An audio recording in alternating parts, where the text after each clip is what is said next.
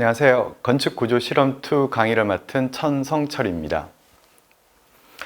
이 강의는 건축구조 부재가 어떻게 외부 힘에 저항하는지를 여러분이 직접 실험을 통해서 확인하는 그런 과목이 되겠습니다. 잘 아시다시피 국내외의 많은 지진이나 대형 재난으로 건축 구조물에 많은 손상이 발생을 하고 있습니다. 과거 미국, 일본, 중국뿐만 아니라 우리나라에서도 포항, 경주 지진에서 건축 구조물에 손상이 발생되어 왔습니다.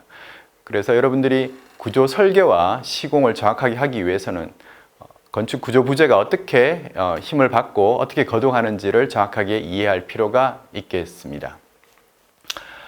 저는 주로 철근 콘크리트 구조에 대해서 연구를 하고 있고요. 철근 콘크리트 외에도 강구조와의 합성 분야에도 연구를 하고 있습니다.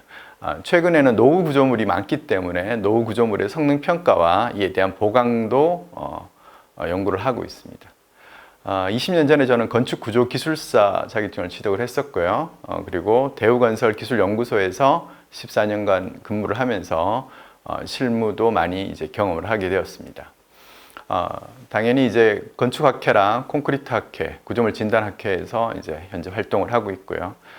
특히 우리가 이제 건축 구조 부재를 설계할 때 지켜야 되는 법을 이제 기준이라고 하고, 시공할 때 지켜야 되는 법을 시방서라고 하는데, 콘크리트 구조 설계 기준과 건축물 콘크리트 구조 설계 기준 집필에 참여를 하고 있습니다. 또한 시방서에도 집필에 참여를 해서 이 기준과 시방서 발전에 노력을 하고 있습니다. 이 과목의 수업 목표는 앞서 말씀드린 것처럼 철근 콘크리트 부재의 거동을 실험을 통해서 이해를 하는 것이 되겠습니다. 이를 통해서 여러분들이 알고 있는 구조 부재에 어떻게 하중에 대해서 저항을 하는지를 정확하게 이해를 해서 설계와 시공이 제대로 될 수 있도록 하는 과목이 되겠습니다. 이를 위해서는 이제 구조 설계를 여러분들이 직접 해야 되고요. 재료 실험과 구조 부재 실험을 이제 직접 진행을 하게 되겠습니다.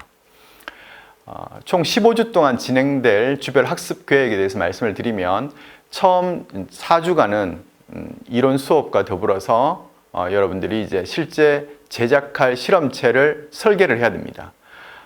주로 내용은 이제 1학기 때 3, 4월에 배웠던 보의 설계가 되겠는데, 여러분들 뭐 다 기억을 하기 어려우니까 제가 1, 2주 정도는 쭉 리뷰를 통해서 어떻게 설계를 하는지 다시 한번 학습을 하고요. 그걸 통해서 여러분들이 실험체를 설계를 합니다. 조별로 이루어질 거고요. 그러면 그걸 가지고 이제 실험체를 만들어야 되니까 이렇게 CAD로 도면도 작성을 하게 되겠습니다. 그 이후에 7주간은 직접 여러분들이 실험체를 만들고 양생을 해서 실험 준비를 하고 가력 실험을 실시하게 되어 있습니다. 자세한 과정은 뒤에 다시 말씀을 드리도록 하고요. 그렇게 해서 이제 11주까지 진행이 되고, 12주부터는 실험 결과를 이제 여러분들과 같이 분석을 하고, 그리고 그 분석된 결과를 개인별로 발표를 해서 논의를 하는 시간을 갖도록 할 것입니다. 그리고 마지막에는 이제 쭉 배웠던 내용에 대해서 기말 시험을 이제 치르는 식으로 계획이 되어 있습니다. 맨 먼저 여러분들이 이제 학습할 내용은 1학기 때 배웠던 철근 콘크리트 보호 설계를 다시 한번 좀 복습을 하는 내용이 되겠습니다. 그래서 한 1주 또는 2주 동안에 제가 단계별로 이렇게 설명을 하고요. 그래서 여러분들이 조를 정한 다음에 조별로 어떤 실험을 목표로 할 건지를 여러분들이 결정을 하겠습니다. 제가 주어지는 것이 아니라 여러분들이 직접 조별로 논의를 해서 어떤 파괴를 일으키고 싶다, 아니면은 무엇을 비교해 보고 싶다는 것들을 여러분들이 결정을 하고요. 그 목표를 달성하려면 어떻게 실험체를 만들고 그 결과가 어떻게 나와야 되는지 예상을 할 수 있어야 되겠죠. 그래서 그런 과정들을 이제 3주 정도 이렇게 진행을 할 겁니다. 당연히 콘크리트 강도는 어떻게 해야 되고, 철근의 지름과 철근의 강도는 어떻게 될지 결정을 해야 될 것이고요. 그리고 계산을 통해서 예상 하중이 어떻게 될 거다라는 것을 여러분들이 이제 결정을 해야 되겠습니다. 4주째에는 이제 여러분들이 설계한 것을 이제 실험체 제작하기 위한 도면을 만들어야 되는 겁니다. 많은 학생들이 이제 CAD를 사용해 보지 않았는데요. 이게 이제 한번 CAD 쓰는 법도 익히고 뭐 그렇게 어렵지 않습니다. 이제 여기 여러분들 선배들이 만든 도면이 되겠는데요. 조별로 2개의 실험체를 만들게 되겠습니다. 그래서 여러분 선배는 이제 2개를, 하나는 전단 보강 철근이 규정대로 있어서 안정적인 휨 거동을 하는 실험체, 컨트롤 빔이 되겠고요. 대비되는 실험체는 밑에 있는 전단 보강건이 없는 실험체를 이제 계획을 했었습니다. 그래서 전단 보강건이 어떻게 콘크리트 포의 전단 강도와 거동에 영향을 미치는지를 계획했던 그런 실험체가 되겠습니다. 실험체 도면은 이렇게 여러분들이 작성을 하는데요. 미리 이제 사이즈는 좀 정해져 있습니다. 길이 3m에 단면은 높이 300, 폭은 240으로 철제 거푸집이 이제 학교에 보관되어 있기 때문에 이것을 사용해서 제작을 할 것이고요. 여기에 이제 배건이라든지 강도를 조정해서 여러분들이 실험체를 설계하게 되겠습니다. 그러면은 이제 철근 조립부터 이제 우리가 하는데, 사실 이제 철근 가공을 우리가 할 수는 없기 때문에 외부 업체에 의뢰를 해서 철근은 절단과 밴딩을 해오게 되겠습니다. 그러면 이제 스트롭과 주철근을 여러분들이 한번 이제 조립을 해보는 거죠. 예. 그래서 지금 이제 예년에 이제 선배들이 철근 조립을 해보는 그런 사진이 되겠고요. 이렇게 조립을 직접 해보는 거는 이제 여러분들이 수업 시간에 시공학 시간이라든지 철근 콘크리트 구조 1 시간에 배웠던 철근 순간격이라든지 철근 결속의 중요성, 이런 것들을 여러분들이 이제 이해를 하게 되는 그런 과정이 되겠습니다. 철근 조립이 완료가 되면 철제 거푸집에 철근망을 이제 넣게 되겠습니다. 이건 뭐 그냥 넣으면 되는데요. 거푸집의 조립도 이제 한번 해보는 겁니다. 거푸집이 나중에는 이제 탈형이 돼야 되니까 표면에 박리제도 이제 직접 발라보고요. 박리제가 제대로 발려지지 않으면은 탈형이 어렵겠죠. 예. 그리고 시공학 시간에 배웠을 건데, 이제 측압에 대비하기 위해서 거푸집이 이제 벌어지지 않도록 그렇게 간격제, 긴결제 이런 것들도 넣게 되겠고요. 그리고 위에 보이는 것 사진처럼 이 간격제를 넣어서, 스페이서를 넣어서 피복 두께를 확보하는 그런 것도 여러분들이 직접 계획대로 되는지를 이제 해보게 되겠습니다. 그 다음에는 이제 레미콘을 불러서 주문을 해서 직접 이제 콘크리트를 이제 다지게 되겠고요. 여러분들이 1학기 때 건축구조 실험 1에서는 학교에서 직접 배합 설계를 했었는데, 이 콘크리트 필요한 양이 이제 그렇게 학교에서 배합을 하기에는 너무 어렵기 때문에 레미콘을 주문해서 이렇게 할 겁니다. 그래서 뭐 그렇게 힘이 드는 과정은 아니고요. 여러분들이 이제 직접 타설을 해보고 바이브레이터도 이제 해보고 위에 미장도 해봐서 콘크리트가 어떻게 경화가 이루어지는지를 이제 직접 이해를 하실 수가 있겠습니다. 한 일주일 양생을 하고 난 다음에는 이제 철제 거푸집을 탈형을 하고요. 이게 탈형된 사진이 되겠습니다. 그러면 이제 실험체가 거의 다 완성됩니다. 왜 거의 다인지는 뒤에 다시 좀 말씀을 드리도록 하고요. 실험체 타설 과정에서 여러분들이 1학기 때 건축구조 실험 1에서 배웠던 대로 뭐 슬럼프 테스트라든지 공기량 테스트, 그리고 공시체, 콘크리트 압축 강도 시험을 위한 공시체 제작, 그리고 철근 인장 강도 확인을 위한, 항모 강도 확인을 위한 이제 철근 인장 실험 준비를 하게 되겠습니다.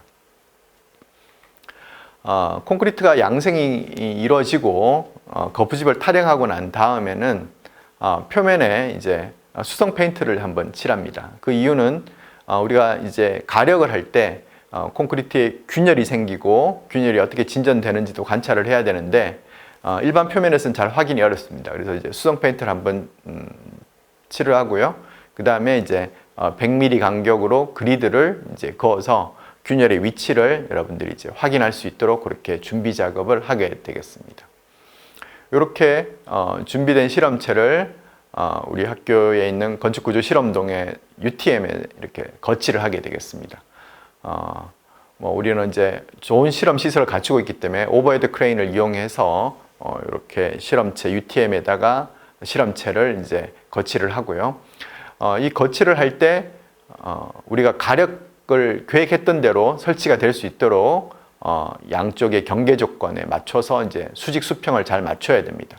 철제 거푸집이기 때문에 뭐 수직 수평이 큰 문제는 없지만 그래도 정확한 위치에 수직 수평을 맞춰서 이렇게 설치하도록 그렇게 진행을 할 것이고요. 그 다음에는 이제 실제 힘을 줘서 파괴를 일으키는 그런 실험을 수행을 합니다. 뭐 UTM에 굉장히 안정적으로 거동을 안정적으로 컨트롤을 할 수 있기 때문에 위험하진 않고요. 여러분들이 힘이 가해지면서 균열이 어떻게 진전이 되는지를 직접 확인을 하고 최종적으로 휨 파괴. 휨 파괴면 여러분 배운 대로 인장 측에 철근이 항복을 하고 난 다음에 압축 측 상부에 콘크리트가 압괴가 나는 이런 식의 파괴가 일어날 거고요. 밑에 있는 실험체는 전단 파괴가 일어나는 실험체가 되겠습니다. 그래서 철근이 뭐 항복을 할 수도 있지만 보통은 이제 항복하기 전에 이렇게 전단 경사진 방향으로 전단 균열이 발생을 해서 전단 파괴가 일어나는 그런 양상을 관찰할 수 있겠습니다. 요건 하나의 사례고요. 여러분들이 이제 조별로 논의를 해서 실험체의 이제 파괴 유형이라든지 이런 것들을 이제 목표로 정해서 설계를 하면 또 다른 파괴 유형과 그런 비교를 할 수가 있게 되겠습니다. 이렇게 이제 실험 과정이 끝나면 결과를 같이 논의를 하고 조별로 토론을 해서 개인별로 이렇게 실험 결과를 쭉 진행되어 왔던 과정을 이제 발표를 하게 되겠습니다.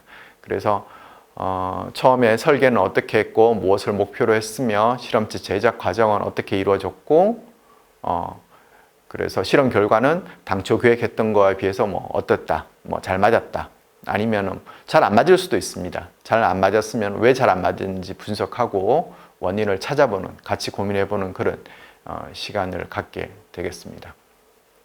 이렇게 해서 이제 15주로 쭉 과정이 이루어지겠고요.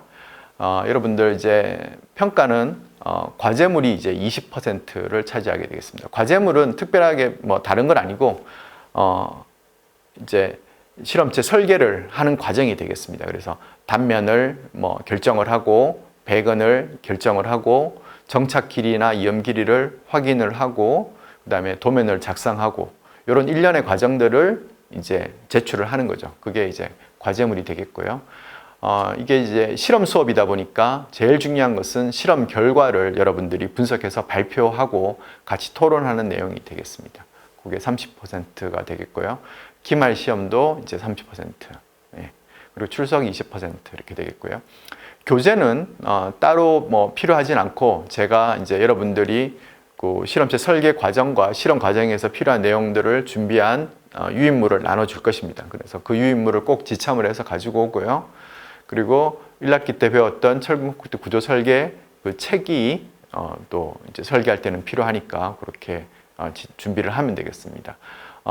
올 2월에 이제 칠판이 발간이 되었는데 꼭 칠판이 아니라도 상관없습니다. 이제 6판도 가능하고요. 그렇게 진행이 되겠습니다. 구조 실험이 이제 좀 힘이 드는 과목이라고 생각할 수 있지만 과거 이제 선배들 뭐 많이들 수강을 했었고요. 뭐 여학생들도 어렵지 않게 그렇게 할 수가 힘이 들지 않게 그렇게 할 수가 있습니다. 뭐 무거운 거를 사람이 들진 않고 크레인을 이용해서 들고요. 같이 이렇게 협력해서 하게 되면 여러분들이 구조 부재가 어떻게 거동하고 어떻게 파괴가 일어나는지를 정확하게 이해할 수 있는 유익한 시간이 되리라 생각합니다. 네, 감사합니다.